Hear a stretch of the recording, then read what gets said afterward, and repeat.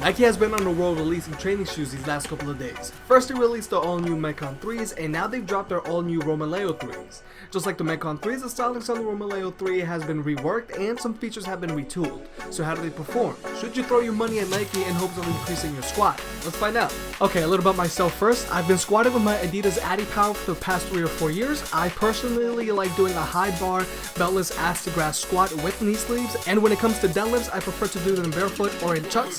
With that out of the way, let's get started with the review. First up, the Nike Romaleos weigh almost exactly the same as the Adidas AdiPower, both at 1 pound and 1 ounce each. Most of the weight of the shoe is distributed to the back of the shoe due to the heel.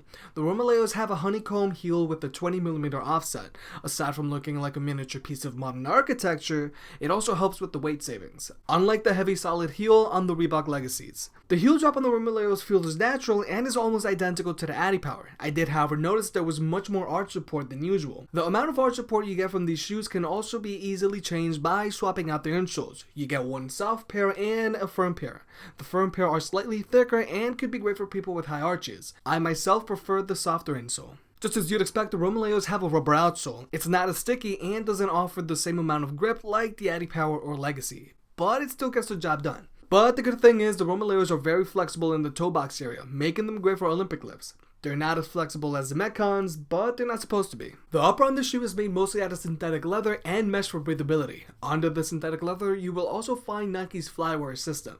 It does its best with locking down your feet. The construction of the shoe is amazing with little to no glue marks and no threads sticking out. The Romaleos also have a single metatarsal strap, but since the shoes are so narrow in the midfoot area, I found I didn't need to use it. And to be honest, the metatarsal strap on the Romaleos look like they're made out of recycled seatbelts. Nike did, however, hide a little Easter egg on the clasp of the strap and printed "Go forth and dominate," which is pretty cool. And when it comes to fit, the Romaleos are narrow in the midfoot area, but then widen up in the toe box. Since they're so narrow in the midfoot area, I really had no need for the strap. And when it comes to fit, we need to talk about the heel counter on the Romaleos. Just like with the Metcon 3, I have the same heel slipping problem. Nike does provide an extra eyelet for you to make a lace lock, but the laces are too short to actually execute it. And if you do manage to do it, your heel still slips. I tried going a half size down to a 9.5, but if I do, then the midfoot area is too narrow. And your heel slipping in the Romaleos isn't the only problem. There's also the tongue. The tongue of the Romaleos is the same as the Metcon, and every time I go to tie my shoe and I pull on the tongue, I feel like I'm gonna rip it. Also, it doesn't offer any padding for the instep of the foot, so if you try to tie on your shoe, all that pressure goes to your instep. But the good thing about the tongue is that it doesn't slip inward as you work out like the Reebok Legacy do, because there is some grip on the bottom of the tongue. But the problems don't just stop there. I also have an issue with the design of the shoe. There are logos plastered on every panel of this shoe. There's one on the toe box, there's one on the heel counter, there's one on the strap, there's one on the tongue, and there's one on the outsole.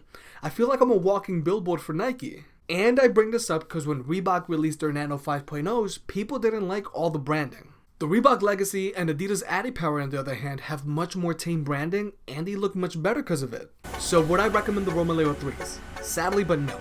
Their fit is uncomfortable, the metatarsal strap is useless, your heel constantly slip when you walk, and the lack of padding on the tongue make prolonged wear intolerable. If you're looking for weightlifting shoes, then I recommend you go with the Adidas AdiPower instead. The heel drop is almost the same, and they are much more comfortable to wear.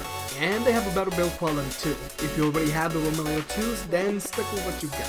Hey, if you made it this far, I hope you enjoyed the video. If you could, please high five the like button, it helps the channel grow. If you like videos like this, subscribe. There are more product reviews and fitness advice videos coming. For more, check out gymcaddy.net, and I'll catch you next time.